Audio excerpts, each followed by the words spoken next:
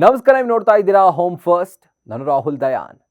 ಬನಶಂಕರಿಯ ಭಾಗದ one of the most prestigious area, ಜೊತೆಗೆ ಬನಶಂಕರಿ ಭಾಗದ ಕಾಸ್ಟ್ಲಿಯೆಸ್ಟ್ ಏರಿಯಾ ಪದ್ಮನಾಭನಗರ ಅಂತ ಹೇಳಬಹುದು.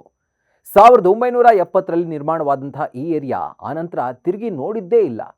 ಇಲ್ಲಿ ಒಂದೊಂದೇ ಬರೋದಕ್ಕೆ ಶುರುವಾದಂಗೆ ಈ ಏರಿಯಾದ ಬೆಲೆ ಕೂಡ ಏರೋಕೆ ಶುರುವಾಯಿತು. ಪದ್ಮನಾಭನಗರ ಏರಿಯಾ ಔಟರ್ ರಿಂಗ್ ರೋಡ್ನಿಂದ ಸುಬ್ರಹ್ಮಣ್ಯಪುರ ಮೇನ್ ರೋಡ್ವರೆಗೂ ಇದೆ. ಇನ್ನು ಇದರ ಅಕ್ಕಪಕ್ಕದಲ್ಲಿ ಕುಮಾರಸ್ವಾಮಿ ಲೇಔಟ್, ಚಿಕ್ಕಲ್ಸಂದ್ರ, ಕದ್ರೇನಹಳ್ಳಿ, ಗೌಡನಪಾಳ್ಯ, ಚೆನ್ನಮ್ಮನ ಕೆರೆ, ಕತ್ರಿಗುಪ್ಪೆ ಎಲ್ಲ ಏರಿಯಾಗಳು ಸರೌಂಡ್ ಆಗಿವೆ. ಆದರೆ ಒಂದನ್ನು ಇಲ್ಲಿ ಗಮನಿಸಬೇಕು, ಅದೇನು ಅಂತಂದರೆ ಈ ಏರಿಯಾಗಳಿಗಿಂತ ಪದ್ಮನಾಭನಗರನೇ ತುಂಬ ಕಾಸ್ಟ್ಲಿ. ಯಾಕೆ ಅಂದರೆ ಈ ಏರಿಯಾ ಡೆವಲಪ್ ಆಗಿರೋ ರೀತಿ ಹಾಗೂ ಇಲ್ಲಿರುವಂಥ ಫೆಸಿಲಿಟಿಗಳು. ಒಂದು ಪೀಸ್ಫುಲ್ ಲೈಫ್ಗೆ ಅಥವಾ ಒಳ್ಳೆ ರಿಟೈರ್ಮೆಂಟ್ ಲೈಫ್ಗೆ ಇದು ಕೂಡ one of the best options, ಜೊತೆಗೆ ಬೆಸ್ಟ್ ಏರಿಯಾ ಅಂತ ಹೇಳ್ಬೋದು ನಮ್ಮ ಬೆಂಗಳೂರಿನಲ್ಲಿ. ಇನ್ನು ಇದರ ಕಾಮ್ನೆಸ್ನ ನೀವು ಸಂಜೆ ಹೊತ್ತು ಗಮನಿಸಬೇಕು. ಅಂದರೆ ನಾನು ಹೇಳ್ತಾ ಇರೋದು ಈ ಏರಿಯಾದ ಮೇನ್ ರೋಡ್ನ ಬಗ್ಗೆ ಅಲ್ಲ, ಇದರ ಇಂಟೀರಿಯರ್ ಏರಿಯಾ ಬಗ್ಗೆ. ಏನು ಈ ಏರಿಯಾದ ಎಲೈಟ್ ಲೊಕೇಶನ್ ಇರ್ಬೋದು, ಕ್ವಾಲಿಟಿ ಅಪಾರ್ಟ್ಮೆಂಟ್ಗಳು, ಲಕ್ಸುರಿ ಇವೆಲ್ಲವೂ ಹಸಿರಿನ ಮಧ್ಯೆ ಸಿಗುತ್ತೆ ಅಂತಂದರೆ ಯಾರಿಗೆ ತಾನೇ ಇಷ್ಟ ಆಗಲ್ಲ ಹೇಳಿ. ಇನ್ನು ಪದ್ಮನಾಭನಗರದ ಅಪ್ರಿಸಿಯೇಷನ್ ವ್ಯಾಲ್ಯೂ ರಿಯಲ್ ಎಸ್ಟೇಟ್ ಎಕ್ಸ್ಪರ್ಟ್ಸ್ಗಳ ಪ್ರಕಾರ 2-4% ಇದೆ ಪ್ರತಿ ವರ್ಷ. ಇನ್ನು ಇವೆಲ್ಲ ಫ್ಯಾಕ್ಟರ್ಸ್ನ ನೋಡಿದ್ರೆ ಗೊತ್ತಾಗುತ್ತೆ ಪದ್ಮನಾಭನಗರ ಯಾವ ಸ್ಪೀಡ್ನಲ್ಲಿ ಬೆಳೀತಾ ಇದೆ ಅನ್ನೋದು. ಹಾಗಾದರೆ ಪದ್ಮನಾಭನಗರ ಯಾಕೆ ಫೇವ್ರೇಟ್ ನೋಡೋಣ ಬನ್ನಿ. ಮೊದಲೇ ವಿಷಯ ಆಗಲೇ ಹೇಳಿದ ಹಾಗೆ ಇದು ಒನ್ ಆಫ್ ದ ಪಾಶ್ ಹಾಗೂ ಪ್ರತಿಷ್ಠಿತ ಲೊಕ್ಯಾಲಿಟಿ. ಜೊತೆಗೆ ಏನು ಬೇಕೋ ಅದೆಲ್ಲವೂ ಕೂಡ ಇಲ್ಲಿ ಸಿಗುತ್ತೆ. ಹೀಗಾಗಿ ರೆಪ್ಯೂಟೆಡ್ ಬಿಲ್ಡರ್ಗಳಾದ ಶೋಭಾ, ಬ್ರಿಗೇಡ್ ಎಲ್ಲವೂ ಕೂಡ ಅವರ ಅಪಾರ್ಟ್ಮೆಂಟ್ಗಳನ್ನ ಇಲ್ಲಿ ಈ ಏರಿಯಾದಲ್ಲಿ ಕಟ್ಟಿದ್ದಾರೆ. ಜೊತೆಗೆ ಪ್ರತಿಷ್ಠಿತ ಶಾಲೆಗಳು, ಪ್ರತಿಷ್ಠಿತ ಕಾಲೇಜುಗಳು, ಧಾರ್ಮಿಕ ಕೇಂದ್ರಗಳು, ಹಸಿರಿನ ಪಾರ್ಕ್ಗಳು, ಆಟದ ಮೈದಾನಗಳು, ಫ್ಯಾಮಿಲಿ ಔಟಿಂಗ್ ಸ್ಪಾಟ್ಸ್, ರೆಸ್ಟೋರೆಂಟ್ಸ್, ಕೆಫೆಗಳು ಎಲ್ಲ. ಆದರೆ ಇಲ್ಲಿ ಹೋಟೆಲ್ಗಳ ಸಾಮ್ರಾಜ್ಯನೇ ಇದೆ ಅಂತ ಹೇಳ್ಬೋದು. ಪ್ರತಿ ಮೇನ್ ರೋಡ್ಗೂ ಮಿನಿಮಮ್ ಒಂದು ಹೋಟೆಲ್ ಇದ್ದೇ ಇರುತ್ತೆ. ಅದರಲ್ಲಿ ನಾನ್ ವೆಜ್ ಹೋಟೆಲ್ ಕೂಡ ಸೇರಿರುತ್ತೆ.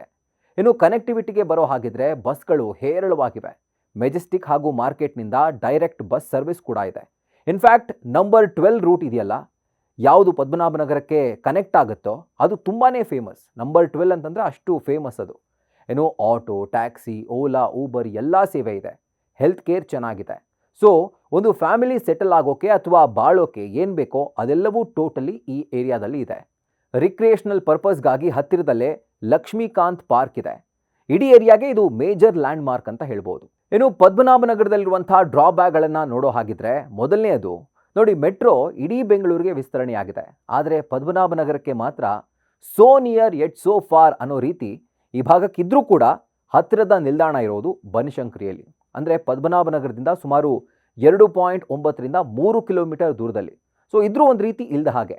ಇನ್ನು ಪದ್ಮನಾಭನಗರ ಮೇನ್ ಏರಿಯಾ ಬಿಟ್ಟರೆ ಇನ್ನುಳಿದ ಸುತ್ತಮುತ್ತಲಿನ ಏರಿಯಾಗಳಾದಂಥ Gowdanapalya, Kumaraswamy layout, Uttarahalli main road, Yarab Nagar ಹೀಗೆ ಈ ಏರಿಯಾಗಳಲ್ಲಿ ಮೂಲಭೂತ ಸೌಕರ್ಯಗಳು ದೊಡ್ಡ ಪ್ರಮಾಣದಲ್ಲಿ ಅದು ಕೊರತೆಯಲ್ಲಿದೆ. ಇನ್ನು ನೀರು, ಕಸದ ಸಮಸ್ಯೆ, ಪಾಟ್ ಹೋಲ್ಗಳ ಹಾವಳಿ ಹೀಗೆ ಮೂಲಭೂತ ಸೌಕರ್ಯಗಳು ಇನ್ನೂ ಕೂಡ ಸುಧಾರಿಸಬೇಕು.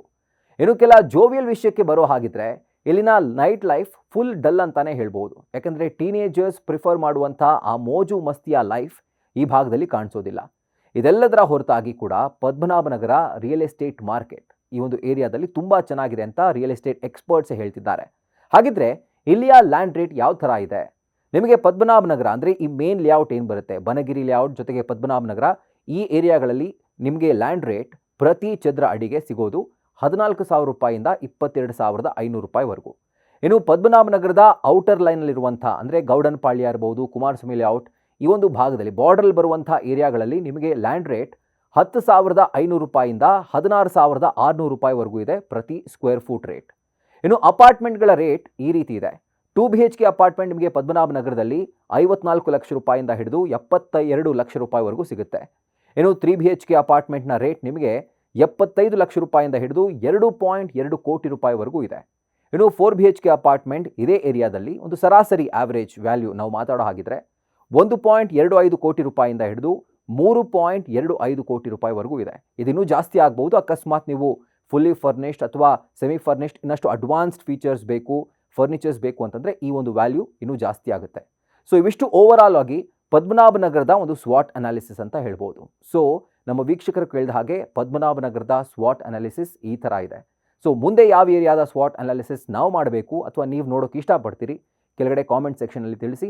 ಆ್ಯಂಡ್ ಮುಂದಿನ ಅಪ್ಡೇಟ್ಸ್ವರೆಗೂ ನೋಡ್ತಾ ಇರಿ ನ್ಯೂಸ್ ಫಸ್ಟ್, ನಿರ್ಭೀತಿಯಿಂದ ನಿಮ್ಮ ಪರವಾಗಿ.